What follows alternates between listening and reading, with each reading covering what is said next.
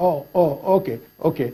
Now, while the saga played out, the Minister for Health, Professor Isaac Adewale, was kind enough to give me extracts from the Hippocratic Oath, which is what young doctors take before they are admitted into the profession. And there are parts of that Hippocratic Oath. There's one that says, that my patient is going to be my primary concern. Another one says, I will never disclose the ailment of my patient, even if he is dead. I will never disclose it. That is part of the Hippocratic Oath. That tells us that it's only the patient that can say what is wrong with him. Only him. Not even his doctors. Not even his spokesman. Nobody can say. It's only the patient that can say it. Don't forget last year when the president traveled and he had to have his ears looked into. When he came back, he said it, that he had his ears looked at. Then, this year, he has come and he has said he had never been this sick in his life. So, the onus is on him to reveal or disclose whatever the ailment is. Nobody, not even his doctors, can disclose it. It would be unethical to do so. So the president has not told you anything about that. And now that you speak, you were speaking through third parties when he was in London. Now that you are able to speak to him directly now, you've not gotten any briefing from that. We really rely on you, Femi, to tell us this information, Even if he says it to me, I wouldn't disclose it, except he gives me a directive to disclose it. Even if he tells because me, the reason why I'm asking, I'm just a mouthpiece of Nigerians. A lot of them will send me messages on Twitter and on Facebook. They are asking. They're really concerned. Some people may be mischievous, but for those who are really concerned about the Nigerian number one's state of health, is it not just commonsensical for them to know? That's just it. Well, ethics are ethics at any time. So once we know that these are the ethics that guide these kind of things, we stick to the ethics. It's only the patient who can disclose what he's being treated for. Okay. That is the proper thing. I'm very sure you're a very a man of your words. Difficult to get some words out of you sometimes. But let's go into some other issues. Now that the president is back into the country, there are some things that we need is urgent attention. For example, INEC has 33 of his resident electoral commissioners who are out of their tenures, and out of the 37 of them, only 4 are in office, and elections are looming. In the first place, the date of election for 2019 will also be announced. This put more pressure on INEC.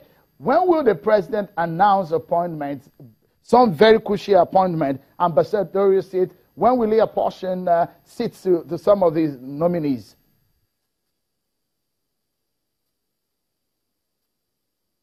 When the president arrived on Friday and the then acting president was speaking at that short reception, remember he said that the president gave him full authority to do whatever he needed to do. He said the president even told him, you don't need to consult me, just go ahead and do those things. So that tells you that government is a continuum. Even when the president was not available, governance was going on seamlessly.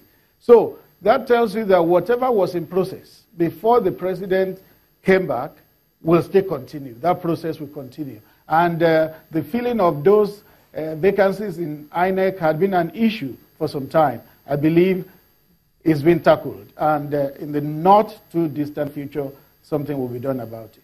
Even apart from that, even the president's cabinet, there are about 2 ministers that is constitutional, which needs to be satisfied because it's legal. This is not just at the president's discretion. Gombe State, Kogi State do not have representations in the cabinet as ministers. Is the president considering any reshuffling of his cabinet or any reappointment anytime soon? Naturally, because the president respects the Constitution, and the Constitution requires that each state must have a minister, you can be sure that the vacant positions from those two states will be filled. You know what led to the vacancy from Kogi State. Unfortunately, the minister died in a road crash. He died with his wife, died with his, one of his children. I guess the president had his reasons for not filling it that fast, maybe because of the situation and circumstance in which the minister passed. But I know it's 1 year now. It was 1 year last week. And because the president believes in the Constitution, I know that position will be filled soon. Gombe just got vacant with the exit of Malam Amina Mohammed to the United Nations as Deputy Secretary General. It will also be filled because the Constitution requires that it be filled. Mr. Adesina, if you would tell us, we saw the vice president, the acting president, well, until Monday, whether or not we'll see the president transmitting that letter to the National Assembly, where it still remains over this weekend, the acting president.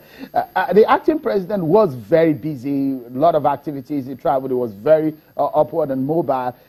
Perhaps that's the first time we will see a vice president in Nigeria that active. If you wonder, some people are saying within the corridors of power that in the coming days, the vice president might get some more briefs onto his present responsibility. Is there anything you want to tell us about the relationship between the president and his vice? Thank you. The president has always been busy, very, very busy. Ever before the president traveled, the vice president had always been busy.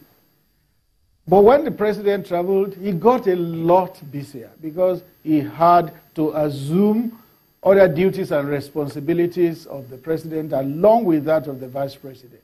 So this is somebody that the president had always delegated duties to. And if you had watched the president over time, right from when he was a military leader, you would know that he delegates duties. Even when he was PTF chairman, he would delegate duties. Mr. Adesina, in this administration, he had delegated duties. I need to butt in here because we need to take a moment. On the program today, we begin an assessment of the Buhari government since they got into office on the 29th of May 2015, and the spotlight falls on infrastructure, precisely transportation. We will be dissecting the performance of the Buhari government. Mr. Adesina and my guests in the studio are ready to do just that. Join us when we return.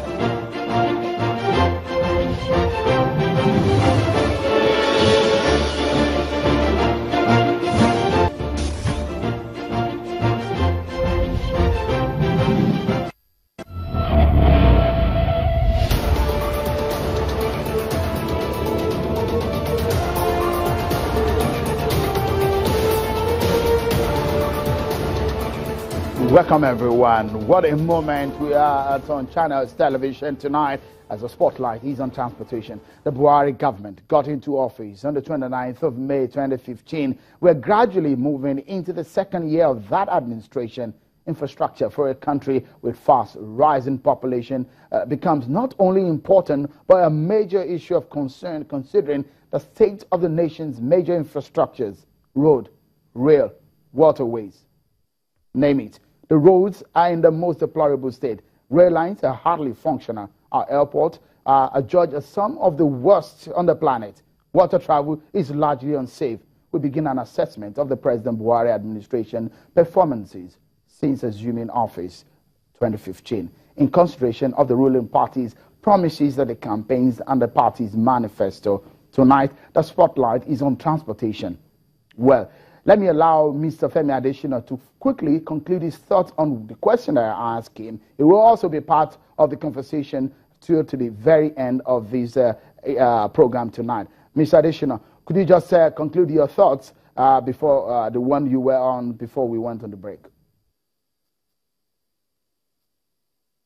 Yes, what I would just like to add is that the president is one who adopts a management style that you can call eyes on and hands off.